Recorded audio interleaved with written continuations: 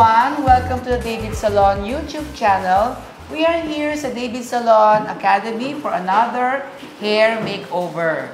And of course, meron naman tayong special guest from one of our branches.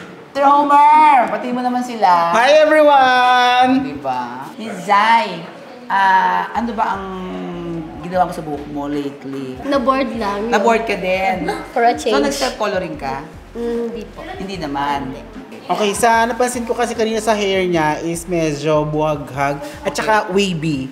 May wave. Kulot siya pero yung pagkakakulot niya medyo malalaki na, kaya sabi ko wavy. Okay. Malaki yung kulot. Yung yung kulay ng buhok. Yung color ng hair niya, may previous color din siya. Okay. Then, ayun, nakapag-decide kami na kulayan na nga lang siya. I-highlight. Ano yung previous color niya? Light brown din. Light brown din? Okay. So, kanina, nung nakita mo siya, ano naisip mong gagawin sa kanya? Anong strategy ang ginawa mo sa kanya para make-over siya? Sis, kanina kasi nakita ko is parang nadidiliman ako sa buhok niya. Okay. So, sinabi ko sa kanya na gusto ko siyang i-highlights, i-manipis para medyo mag-glow yung skin niya at saka bumuka yung mukha niya. Kung nakikita niyo, nag-face framing kami dito para medyo lumabas. Para mag-open up Yes.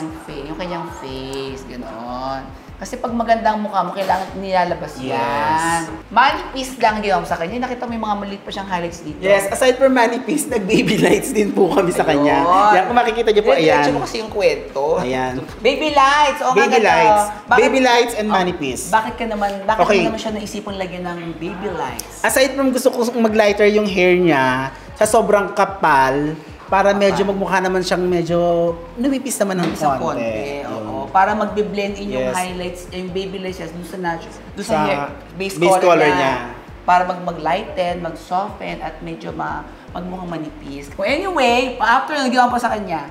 So, after namin siya, syempre after foiling lahat yung ginawa namin sa kanya, after nun, winash namin siya. Hiniwalay namin yung color niya sa highlights. So, after namin mag-highlight, saka naman kami nag-color. Para mag-lighter yung hair niya, ayun, gumamit ako ng mga level 9 sa buhok niya. Okay. Para, yan, kung makikita nyo, medyo nag-blend yung hair niya ng konti. Kasi nabanggit niya naman din sa akin, ayaw niya rin naman kasi ng super blonde talaga na buhok. So parang light na hindi masyadong light. Hindi masyadong hindi loud. Hindi ganun ka-dark kung para sa natural color niya. Parang medyo mga-alanganin. Yes po. Alanganing blonde. Then after nun, saka namin siya kineratin din treatment. Para kung makikita nyo yung sobrang kulot niya dito, na nag-wave, na wala na. Kasi kineratin namin siya. Mas shiny, tsaka mas healthy looking yung hair niya. Kumbaga, kahit na light yung kulay ng buhok niya, kahit na may highlight siya, hindi mukhang dry. Kumbaga may movement, soft, tsaka shiny yung kanyang hair. Diba? Okay. So guys, if you're inspired with the look na ginawa ni Mr. Homer, pwede niyo pong i-visit any of our 200 branches nationwide. And of course, if you're somewhere in the south, medyo naligaw-ligaw na konti sa bandang south, pwede niyo pong i-visit si Mr. Homer sa branch po niya. Mr. Homer, invite mo po sila sa branch niyo.